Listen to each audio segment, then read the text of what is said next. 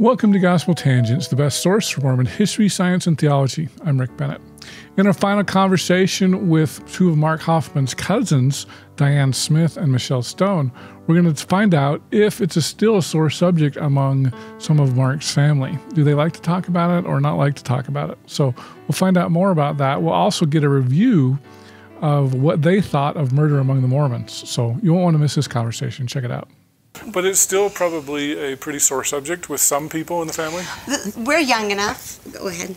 I think the sore subject is the amount of negative directed at the family is the thing that gets everybody's back up, because we know the family and we love the family. Well, and I think it's just, and in any case, every time it's brought up, I think we all just feel concern for Aunt Lou. That's, and I don't know, Mark's sisters, and so I don't know how it's affected them, but it's the mom that... Well, and even, I think the notoriety of that has got to be hard for his sisters, too. Probably. And I think it's his never... kids. Yeah. That That is who breaks my heart for his kids as well. It's never been something in our family that it's like, don't talk about it in our family. It's like, don't make a public statement about it. And here we are on YouTube. Well, that's why I was so careful. Like, there are a lot of family members that are like, no, I absolutely wouldn't. And I wanted to get kind of their, I guess, not their blessing, but at least I want them to understand why I think it's worth talking about. Well, and I think everybody's different. Even with Brent Ashworth, his child died kind of related to Mark Hofmann. They'd gone out of town because they were worried about getting another bomb. And so the kids were out playing on a Sunday, and one of the kids got hit by a car. And the family rule was you don't ride your bike on Sundays. And so in an indirect way, Mark's responsible for one of Brent's children's death. I mean, he didn't die it was right before the trial in '87, so it was like a year. Oh my gosh, that poor family. And so, on the one hand, Brent came on my podcast, and he said for him it was kind of therapeutic to talk about it, but for his wife, she wasn't going to watch the video. She just doesn't. Everybody reacts differently, and I think we need to respect that.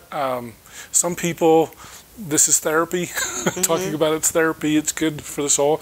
And other people are like, just don't talk to me about it. I mean, I know somebody else related to the Laffertys,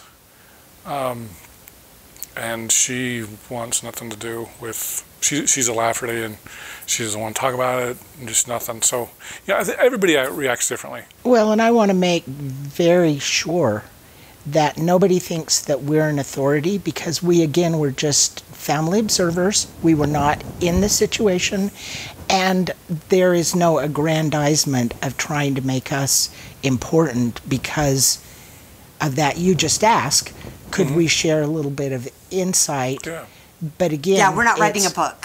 We're not. And Linda Silito and Robert, whatever. Oh yeah. They didn't come to you and say, so.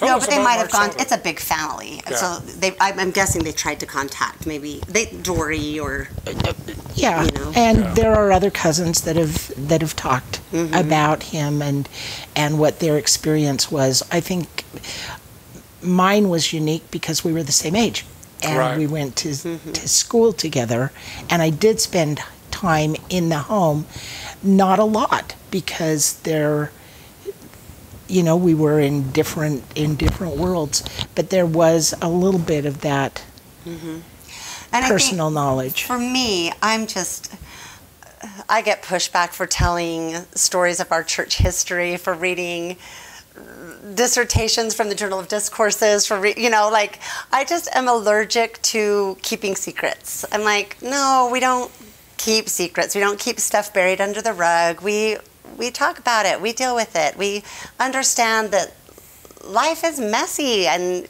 we're here, and God's big enough to take care of it. So for me, I'm just like, no, let's talk about things, with sensitivity in this situation toward people who could be directly affected with polygamy. Sorry if you're directly affected. That's not on me. From our history, but that's my come from. I'm like, I think that the more we can talk about things, the more we can learn, the more we can gain. And it's valuable for everybody to help us find, even in the story of Mark Hofmann, to find more truth and more insight, to realize, oh, you know what, if we can learn to not try to find fault or try to find some kind of reason with Mark Hofmann's parents, maybe we can do that with all of our neighbors and with ourselves. And, you know, we can become better people by talking about all kinds of experiences. It's going to the truth of the matter rather than I think this is probably what happened, and then attributing motives and attributing all of those things. Or at least bringing another perspective. Yeah. We need to give an honest history of what our experience has been, and then ask for compassion as people look in, because I certainly want compassion for any choices that my kids make in the future. I want people to know that I've tried to be a good mom, and Michelle is a good mom, and we're doing the best we can, like most parents out there. So I think, well, as far as like you asked if it's a sore subject in the family, that doesn't resonate with me, that term, because it's definitely nothing that's like, don't talk about that with our family. It's simply concern about Aunt Lou. That's all. Like when I talk to my mom about if she would talk about it, when we've talked to other cousins, it's like it's just, I don't want to do anything that could possibly cause any more pain. That's all that it is. So there's never been like don't talk about this with internally. It's just going public for fear of not adding more pain. And that's kind of why I'm like, I want to talk about her experience so that more people can be aware of the experience that the family had, because it's so heartbreaking. Well, and I even know, you know, Dory, I had Dory on my podcast. That was a really fun interview. But she experienced a lot of backlash. Like, how could you not know? And even, you know, I've had Kurt Bench on, Shannon Flynn, George Throckmorton, a lot of people on. And one of the big things, even to this day, you know, I remember I asked Kurt Bench, who's no longer with us, but, you know, there's a lot, and you had mentioned it earlier, there's a lot of people who lost their testimonies because of the documents that Mark found. And so I'd like to get both of your perspectives on this. You know, what would you say? Because people are like, these are prophets, seers, and revelators. They're supposed to know the mind and will of God. How in the world were they fooled? Like, clearly they can't be a prophet if they were fooled. Can I go first? Do you want to go first? So I have an episode on this. Well, not directly, but really I think that the idea that the prophet can never lead the church astray is an interesting one. It grew directly out of polygamy, right? Like, sorry, I know that's but it's interesting and it's important, right? I think that overbelief is one of the things that causes the most loss of belief, right? And we tend to, for me, I think, in general, we think of our bishops and stake presidents as good guys trying to do their best in very difficult callings, and we want to support them and sustain them, and maybe sometimes push back on them a little bit if we, you know, but from a faithful perspective, pray for them. I don't know at what level of leadership that dynamic changes, where all of a sudden it's not a really good guy with a mantle trying to do their best job in a really big calling. Right? And so I think that we all have exactly the same access to the divine. We all have the opportunity. We don't have the same mantle. We don't have the same stewardship. Like I've said, when you serve as primary president, you have a key to the primary closet, and you might be the only one that has the key to that closet, right? But that doesn't mean that I'm the one that will get the answer for everybody in the primary, and I'm the only one that can get answers. And I think, you know, so we can believe that we can allow the church leaders to have the keys, to be the only ones that I really believe in that prophetic mantle, that they are the ones that can receive answers for the direction of the church. But to somehow attribute to them some ability to access God that's different than our own is neglecting our own opportunity to connect to the divine and our own obligation to discover truth for ourselves. We could just as easily say, well, how did I not know? How could God allow me to be fooled as how could God allow them to be fooled? And I know some people will disagree with that, but I really believe we need to stop demanding perfection from people in difficult callings and instead seek more connection to the divine ourselves. Right? So my take on it is I think that we think about church leaders the wrong way. I think we should sustain them and want to help them and pray for them and not necessarily think that everything that they are going to do is going to be perfectly right, because that's never how it's been.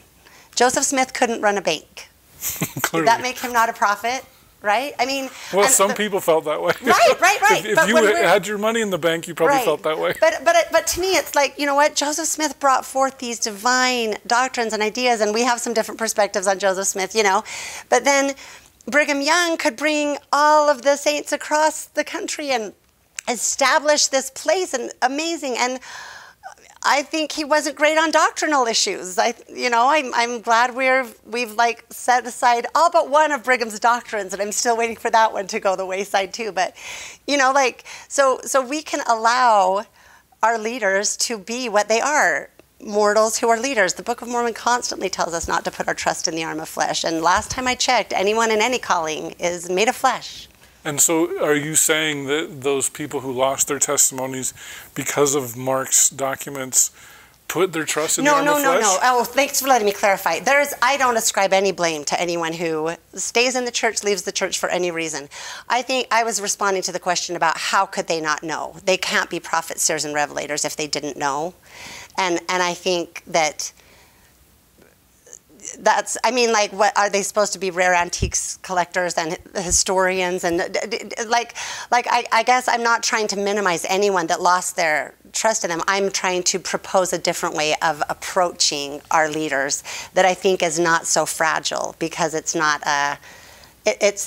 faith is to have things which are not, have hope in things which are not seen, which are true, right? And this was false. And it has to be true. So it's false faith. Believing that our leaders are infallible isn't true. It's not true that they're infallible. So I think it's better to see that and grapple with that and build our faith on that, on the sure foundation of Jesus Christ, not the infallibility of leaders. Do you wish the critics would cut them some slack, I guess? The leaders? The leaders? Not necessarily. I'm talking more to the people who are trying to stay in the church and navigate these troubling waters. I think there's room for holding people accountable, or I'm glad I don't have their job, but I guess I'm not trying to criticize anyone. I'm trying to say here is a way that I think is useful to look at it, and I think the more we can allow space for people to look at our leaders that way, the more we can have a healthy community of faith. I'm this week experiencing some attacks of people saying I shouldn't be in the church because I don't believe the right way. And I think, well, I think we should allow for a broader range of belief, and I think that we should recognize our own ability to receive truth from the divine source, rather than just saying they should have something that, I have that same obligation to have the same discernment. I don't think they have a greater gift of discernment because of a calling. I think as far as faith promoting, listening to then the apostle Gordon B. Hinckley say, I don't know. I do not know. I don't have the answers. It's troubling. But I know that God knows. And I know that someday we will know. That's the answer right there. And he didn't know, but he wasn't hiding that information. He was stating, I don't know. And how affirming to have an apostle say, I don't know. Yeah, I like that. I wish we said that more often. That is, to me, so wonderful, because he said two things. I don't have the answers. God does, and I have my faith in God. And for every single one of us, that's where we need to be, because there's so much we don't have the answers for. I don't know. But I do know this. I know that my Savior is my Savior. I know that God the Father loves me. I know that all things are known to Him, And I know that someday, anything over here in this box that I need to know, I will know. But right now, that's where my faith and my trust is. And so why in the world should we think that leaders don't have this box? All of us have this box. Those are the mysteries of the kingdom. And it's talked about in the scriptures that there are mysteries that we don't know the answer to. And that's okay, as long as we know what we know. I have a little bit of a different... Oh, go ahead. Well, I was just going to ask you, do you kind of view that... prophecy might be too strong of a word, but kind of as a prophecy in a sense that President Hinckley was saying, hey, I don't know, but one day we'll know, and one day we know. We did know. I mean, yeah, I think you do. Do you see it that way? Kind of revelatory, maybe? Absolutely, because what he was saying was truth. That he didn't know, but God knows, and someday we will know. It just happened to happen, come a little closer than you. It just happened right after that all things were made known. And to me, that gives me such a strong testimony of where President Hinckley was coming from, and appreciation of the fact that he was able to admit his own infallibility, or his own lack of understanding. And I have no idea. I have no idea what's going on with this. I am curious about how it feels to me like we kind of attribute negative motive. We tend to attribute negative motives, and so maybe you can tell me, Rick, because they say that the church was going to buy them to bury them, but isn't that speculative? Like, do we have any documentation of what actually was? Well, one of my favorite things is from Sandra Tanner, believe it or not. I talked to her about this situation too.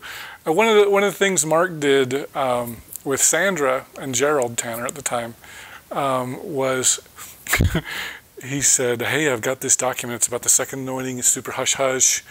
And, Sandra's known. She doesn't like to be called an anti-Mormon, but she's known as that. She says, I'm fine with being called a critic. And so he gave her this document, and she didn't do anything. She and Gerald didn't do anything with it because they couldn't verify where it came from. And then Mark went around, hey, the Tanners have this document on the second anointing. Well, see, that's the gotcha. Yeah. That's the whole intent. Well, and Mark would do that all the time. He would leak information purposely and so it's hard to say, with the Salamander letter, my understanding, and Steve Christensen's no longer with us because he died in the first bombing, but my understanding was the church wanted to get this. They kind of wanted to hide it away, and then Mark leaked the information to the LA Times, I believe it was, if I remember right. Do we have, okay. So... But we don't know for sure what the church was going to do. President Hinckley's not here any longer to ask. I do know that the blessing that ordained Joseph Smith's oldest son as the next prophet, that blessing, the church actually traded to the reorganized church for documents that they wanted. It was not something that they buried and hid away. Well, Mark tried to start a bidding war between the community of Christ and the LDS church. And so, but... I will say, I think a lot of us wish that there were more of a history of transparency. Still waiting on those William Clayton diaries. And when I hear they're not finished yet, that makes me a little nervous. So I think that it would, I think that there's this balancing act, right, with the historians and the church leaders, and I get it, but yeah, so it is tricky. I mean, to be honest, I can't really answer the question. It kind of seems like they did, especially with the Salamander letter, they kind of wanted to bury that. Okay. And Mark wasn't going to let him bury it, and so he was creating the rumors around it. And, they've held on to certain stuff. The first vision, the 1832 account, supposedly, it sounds like Joseph Fielding Smith ripped it out. He taped it back. And so I think there's plenty of, there's smoke. And I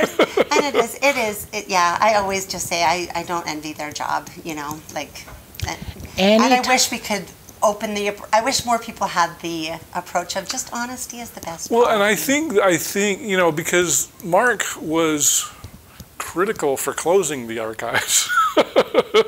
because of the work he did. And so the church shut it down, and it stayed shut for a long time.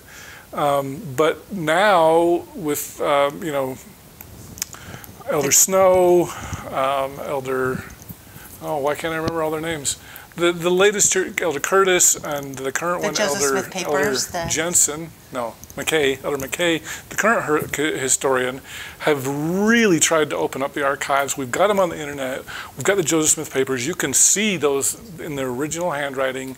And so you can see the church is getting better. They've released the Council of 50 Minutes. That was a big, they'll never release that. They did, depending on your point of view. So they are doing...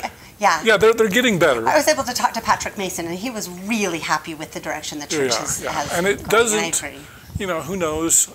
It could always change, but it seems like transparency is where we're going. Part of that, it's getting better. Part of that is because the former church was so big on the perfection of the first presidency and the prophet and the apostles, that it's that the pedestal. Yes, and the fact that they can't be human, and so anything that shows them in a human light, we need to make sure that people don't see that, because they are bigger than life and they do not suffer with the same maladies that we do, of saying I don't know. And so a lot of, as they become more human, then we're able to actually look at them in a human context. And what a good positive thing that is, because none of us would want to walk in because they are all human. Yeah, and none of us would want to be looked at as not ever being able to make a mistake, and every word that we utter is prophetic. I mean, what a sad way of having to live a life. Right. And, personally, I wish the church would follow the academic standard of 100 years after somebody's death. We don't need to redact anything. But, I talked to Elder Snow about that directly, and he's like, we don't have any 100-year time limit. If it's sacred, confidential, or what was the third thing? Messy. Controversial. They're going to hold on it. They've redacted some things, and there's been some historians that have been like, why did they redact that? But, and I think, even if you look, one of the other, probably the worst chapter in Mormon history is Mountain Meadows. And, that's another topic that I like to talk about. And hopefully Richard Turley's book's coming out soon. And Barbara. So I will hope to have both of them back on. But even you will find descendants of John D. Lee that will still defend it, and they comment on, oh my gosh, they defend John D. Lee. That took me a minute to get what you were saying. I thought, because they defend that he, you mean that he was the scapegoat? He was the scapegoat, and it was a military operation, and I've definitely heard it was totally justified, and I've definitely heard that he's the scapegoat, and I think there's some smoke there. But to say that he was innocent, I haven't heard that. That's crazy. Well, it's not that he was innocent. That he was just following the militia. He was doing his job. He was doing his duty. You could say that about the Nazi officers. I was just following orders. They wanted me to kill the Jews, so I killed the Jews. I see. It's a tough position, but there are families, that care about their ancestors, and they don't want us sullying the name of John D. Lee or Brigham Young or whoever it may be. And so it's funny. The church is sensitive to that, and so they don't want to. Well, and there also is the weight of protecting testimonies, right? Mm-hmm. And which like I said, I think you can only have faith in things that are true. It's not only true faith if it's true. So the idea of protecting testimonies doesn't work very well for me. The pursuit of truth works well for me. So. And you mentioned Patrick Mason. Our church is only 200 years old, right? And so, not even 200 years old. It's not 2,000 years old like the Catholic Church claims. And so, hopefully we can get some more openness as we, we're probably really still teenagers when it comes to church history. as an institution, and we need to get more openness and look at well, and things, that speaks to the whole point of we're not yet at the point where we can allow our leadership to have been human. Right. We have to attribute only good positive motives and only good positive things coming out because it is a fresh and new church. My mom told me about a biography she read. I don't know if it was Joseph Smith or one of our ancestors, but it started out talking about how he was such a good baby and he never cried. And she closed it. She was like, "Oh dear, like Lord we tend Jesus. to do that, right? Is that sorry? crying he makes. That's what we tend to do." Yeah.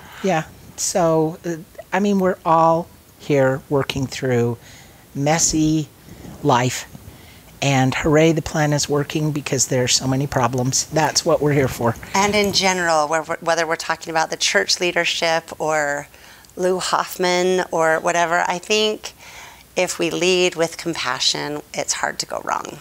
That's just, if we approach it that way, right? Trying to understand and be compassionate. That doesn't mean people aren't held accountable. It doesn't mean any of that, but lead with compassion and give each other the same grace. break that we would want them to give us. Yeah. Well, one other thing I want to ask you about, I don't know, are you very close with Mr. Mack, either of you? Oh, I just sent my third missionary, so they've got a lot of my money.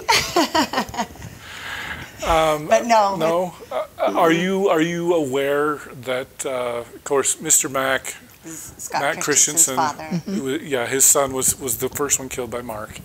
And Mark went to jail, obviously, and Mr. Mack paid for Mark's son's mission. Oh. Can you believe that? That is a beautiful story. Yeah. So. See, shove it, Mr. Mack, like I do. I don't know. And that's where the compassion comes in. And that's also all of these stories that focus on Mormonism caused this. Like, look at the whole story, because that's a very Mormon story too. I guess to plug John DeLynn, I said a Mormon story, but you know what I mean.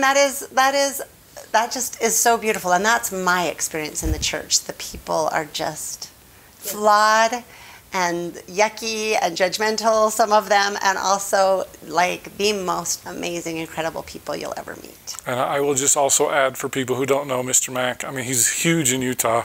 He's passed away a few years ago, but he used to be the president of the Tabernacle Choir. Oh! Yes, I knew that. Yeah. See, I'm too young. Yep. So, all right, do you want to dive into polygamy, or do you want to tell any other stories about Mark? Nope. I'm. Diane has one story she wants to tell about her experience. This is great having another host. Oh, I'm so sorry. No, it's great. I'm loud. We already talked about that. I'm loud. I want Diane to share, in case you want to play it, her experience as a mother learning some beautiful things. Are you okay with that? Sure. I had a series of visions that Oh. totally, completely changed. As we're talking about Aunt Lou and her experience, and Diane has 6 awesome kids, one of which is in the church, and 5 of which are completely diametrically opposed to you on almost everything except cooking. Yeah. And card games. Nope, we love each other, but they have. My kids have moved. I've got 17 grandkids that are not being raised with gospel principles, and I would not trade my children for anything. They are magnificent people, but they are not living the way that I had anticipated that their lives would go. And when you have that experience, there's a lot of self-doubt that comes in. There's a lot of, in Mark Hofmann's case, it was people from outside saying, what did the parents do that caused this? But as a mother, you ask those questions. What could I have done, or what should I have done that would have changed the outcome? What should I do now? What can I say now that will change the trajectory? And again, it's that free agency, but there are all those questions that go through parents' minds of, why are my children making choices that are different, and what do I need to do about it at this point? And it becomes a really sad, it can become a sad place to be as you look at families are forever except for mine, which is not, and in that same way. And so as I pondered, what do I need to do? What do I need to do? What can I say? I had a dream that was prophetic for me. It was one of those dreams where it was so clear, and you wake up and you remember every single thing, and you know that it was of God. And so for me, that was what I call a vision.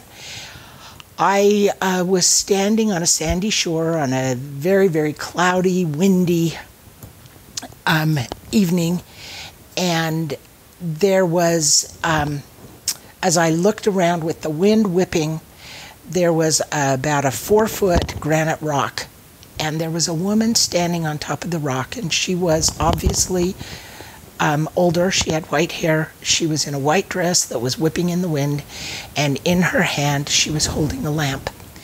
And she was looking past me. I was looking up at her, and the expression on her face was so peaceful and serene and loving and patient and joyful all at the same time.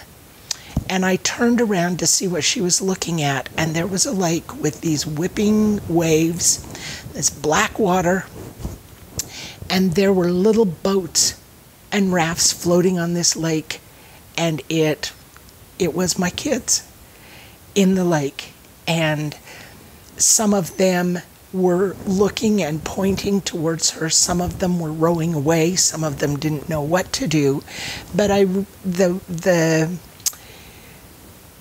so strongly, the words came to me, the name of this vision is Mother. And I realized at that point that I don't need to say anything. I don't need to do anything other than be who I am and hold the lamp.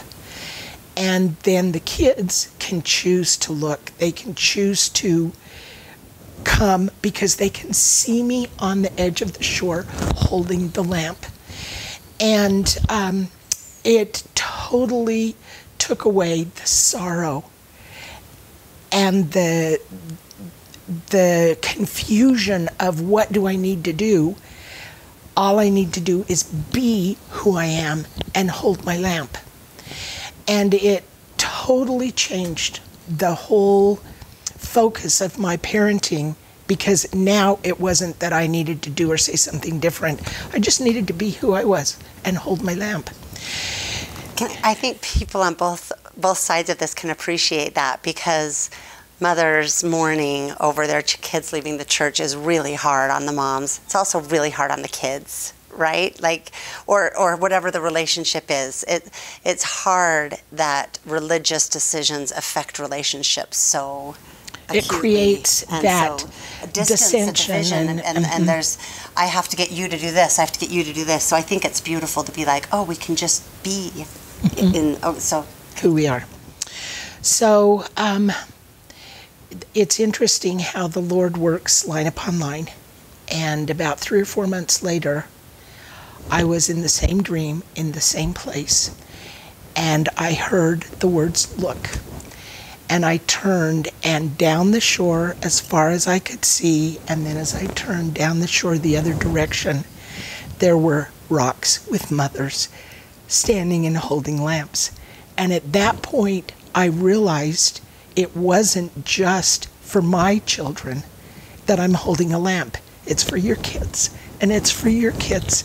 And there are other mothers that are holding their lamps that maybe someday my children will be able to see their way to the shore because of a lamp that somebody else is holding. And it takes all of us holding our lamp. And when I looked at it, it reminded me of the Lord of the Rings, where the lamp went from one mountain to the other. Do you remember that part of that, where they could see their way because all along there are those lamps, to look at and to guide. And that all of a sudden changed the way that I interact with the kids at work and the people that I'm around. And I realized it's not just for my family I'm holding a lamp. It's for all the children in the world. And I do have to say that it's not discounting fathers.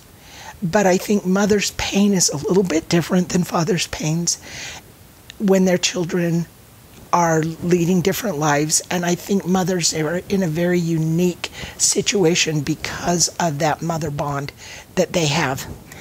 And so, again, it just, whoa, opened the top of my head. You're a mother, and you're the one receiving it, so it's about mother. And one of the comments on your podcast was, isn't it interesting that they were standing on a granite rock, which rather than standing on the sandy shore? And I had never realized that until that woman made the comment that each of these women is standing on a granite rock, which is the rock of the gospel. All I knew is that when I shared this, it was important for me to tell them that they were standing on a big rock. And then that's why, because it's the foundation that they were on. And then the third vision that I had answered so many questions for me, because I have wondered in Lehi's dream about the mists of darkness, the river of filthy water, the great and spacious building. How do people find their way back to the iron rod? And so the third dream opened, and the mothers had one hand on the rod and another hand holding the lamp, so that wherever those kids are in that diorama, they would be able to look and see the lamps from their mothers, and they would know how to make their way back. And that answered so many questions for me, and has just been something that has given peace to my soul and to the mothers that I've been able to share this with, that it's not over till it's over, and these kids are going to have an opportunity to make their way back.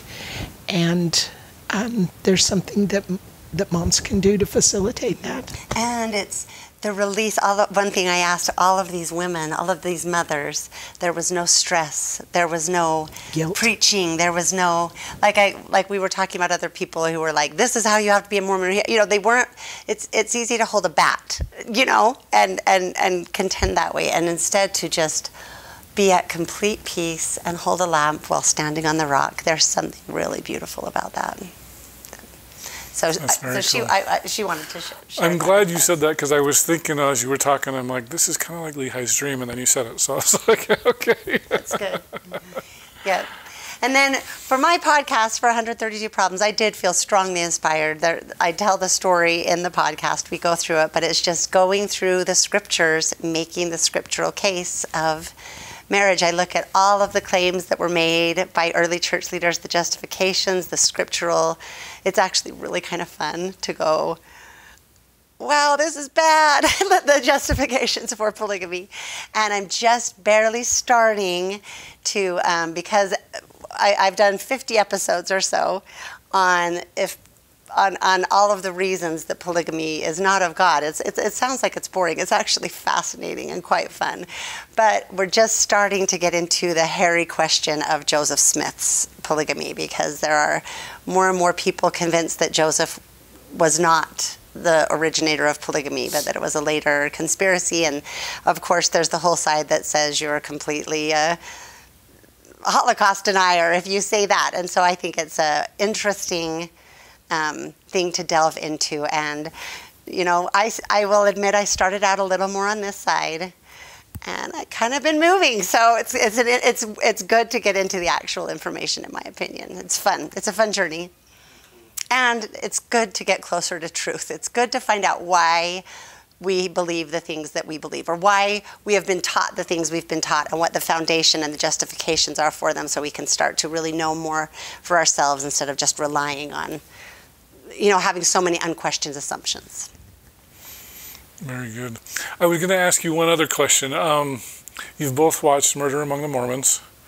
Did they get anything wrong? Well, I thought the stuff about him being betrayed by mostly the intentions that I sensed, like that he, like, maybe I read it instead, but I thought there were some things about his dad being strict, him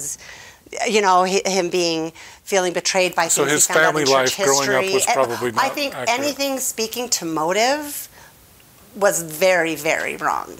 Anything speaking to any kind of any kind of causation from the parenting, right? Okay. Or any kind of betrayal from the church. I think that those are very, they don't go with the experiences in our family. Yeah, I would agree. I would agree with that. You cannot attribute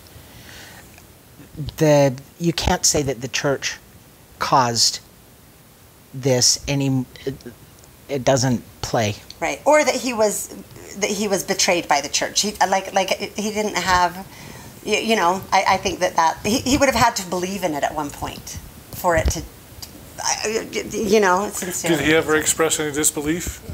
I wasn't close enough to have those kinds of discussions, but my feeling was, knowing the types of things that he did, that was not Christian behavior. I think we can all agree with that. I haven't watched it recently enough to, to know all the details. So his early family life, a little suspect, but the rest of it, any comments on that? I was always surprised. Oh, they didn't talk about when he blew himself up. Oh, they didn't, some of those kinds of things. I was tangentially involved with some of the early things on that. I do know that the producers wanted to produce, I think, 8 hours, and Netflix gave them 3, so that's why a lot of it got put on the cutting room floor. 8 hours would have been better. So, that's what they wanted, but they only got 3, so I know a lot of that stuff got left on the cutting room floor. But oh, that's interesting. Yeah. I didn't know you had the inside scoop there. Well, a very small piece, but... Very fun. Yeah, I can't think of anything that... and also, the inside, because most of that even focused on sort of the police discovery and and we didn't have any more inside scoop on that than... Anybody else did. So... Well, it was interesting. Everybody's always wanted to know what was his life growing up, and it sounds like you had a pretty good seats there to see that. Yeah, of course you never know exactly what's going on in someone's mind or their direct relationships, but from what we know of his parents and family, his mother and sisters are still very close. They're obviously she's close with him, and I like your story tied in with Lou Hofmann, because man, an example of doing that. So the relationships there's not the estrangements and that happen in the best of families. They seem to be from everybody. So you're still close with the Hoffmans? We have not had family reunions. We stopped having family reunions a long time ago. Yeah. So sadly. In part because when you have having that many children, it becomes too unwieldy to be able to keep that up. And so after Grandma Sears died, we didn't do as much. I will say, this is interesting. Grandma Sears, so she was the second wife, the young wife, and all of her children were taught. And so I assume that Lou taught the same thing, most likely, that maybe not with Lou, but she taught her children that if you limit your family, you limit your exaltation. It was very much that old polygamist idea of you are... That's why you've got 13 kids. I need to always clarify. No, actually, that was my own path, and if anything, I've gotten pushed back. Those were just the children I was meant to have. No, it's not. My mom broke that chain. So my mom did not. She struggled because we have our sister Janae, that's the third, and she couldn't walk until she was 7. Oh, wow. And so my mom carried her while also carrying a baby and a toddler and being pregnant through many pregnancies till she finally, with her 5th, was like, I'll die. And she had to go, it was her faith crisis of having to say, can I use birth control? And she finally decided, God knows that I want more children. God knows my heart. And I'm going to, like, she really literally thought she would die, literally, if she didn't slow things down a little bit. But I'm still the 9th. She went to 9, so and then my children just came as they were supposed to come. So I'm not trying to build a kingdom for my husband in any old polygamous sense, but it is interesting to understand how they were taught and how they believed, and and it is interesting that Lou only had 3 children, so she didn't. Well, and we don't. No, we don't know why. Know why. Yeah, we have no idea. It could be that they had a hard time getting them here. I shouldn't have assumed, and they were a generation ahead as well. So, but that was definitely what Agnes, the oldest daughter, that's my grandmother, was taught, and what she taught her children. So it's interesting to see how things have changed. Well, cool. Any last thoughts before I let you guys go? No, thank you. I hope it's been interesting. We did go on tangents. Well, that's what we do. But they were gospel tangents. Of course. Good tangents. All right, well, Diane Smith and Michelle, I always want to say Michelle Brady Stone because that's what you said. Michelle Brady Stone works. Okay. I'll claim it. Michelle Stone, yeah. So check her out, 132 Problems. And thank you guys so much for being here in Gospel Tangents. Thank you. Thanks, Rick. I hope you enjoyed our conversation with Michelle Stone and Diane Smith. Diane, thank you so much for hosting us. It was a lot of fun, and look forward to talking to you guys some more. In our next conversation, I'm going to hang out with my podcast buddy, Steve Pineacre. And look who's in the house, Rick Bennett from Gospel Tangents. Glad to be here. There's nothing better than Florida in January. Like, we're here, there's a pond behind us, there's an alligator behind us. I'm wearing shorts and a t-shirt in January. This is unheard of. Thanks for listening to Gospel Tangents. If you'd like to support me, please subscribe at gospeltangents.com or on patreon.com/gospeltangents, or you can watch entire videos at youtube.com/gospeltangents. I really can't do this without your support. I'd love to do it full time, and I need a lot more people that are willing to help me out. So I'd really appreciate that. So thanks again for listening, and don't forget to check out some of our other videos.